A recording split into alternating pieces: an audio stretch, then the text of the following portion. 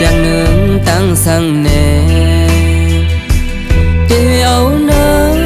lên hết bên sắc xê dương từ đón mi có chân si dục yêu man ôm khang hiểm dầm ta hằn ngân xê đắm bé đang hạc đi dài qua lối dấu ngân lưng khâu nắng rùa bàn cầu hầu hoa nơi lẹt mây này mới yam yum khô xê bắn hẹn chân cầu hương mới áo trắng yum nề đàng lòng tuốc chuốc lăng hoài giấc gióm liên lắc yên mưa trượt có mà khẩn bên hoa hơn chân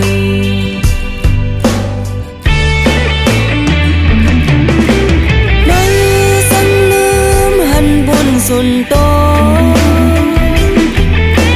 đang kiếp bâng mơ quay ban cầu đang giúp giờ má ban cầu giò 5 giờ mẹ ta đang hắt mơ hẹn hải mô buồn thương giờ thương mơ có cầu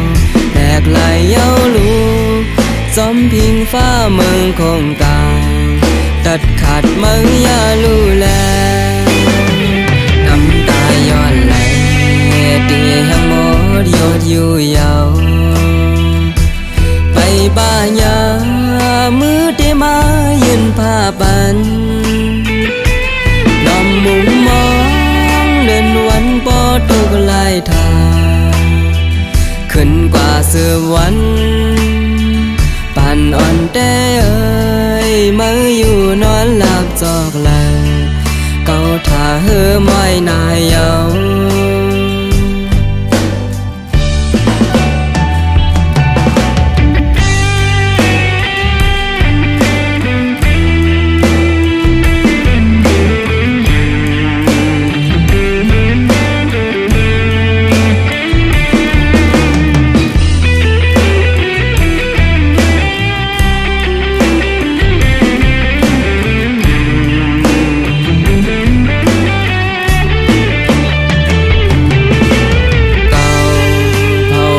nơi lên mây này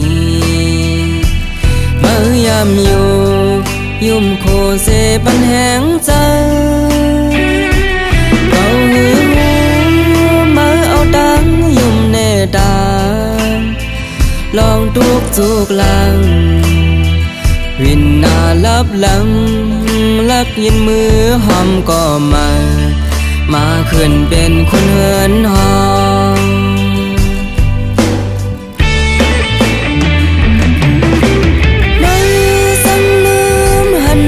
xuân tô đang kiếp bâng mơ quay ban cầu đang giúp giờ má ban cầu giò 5 giờ mẹ ta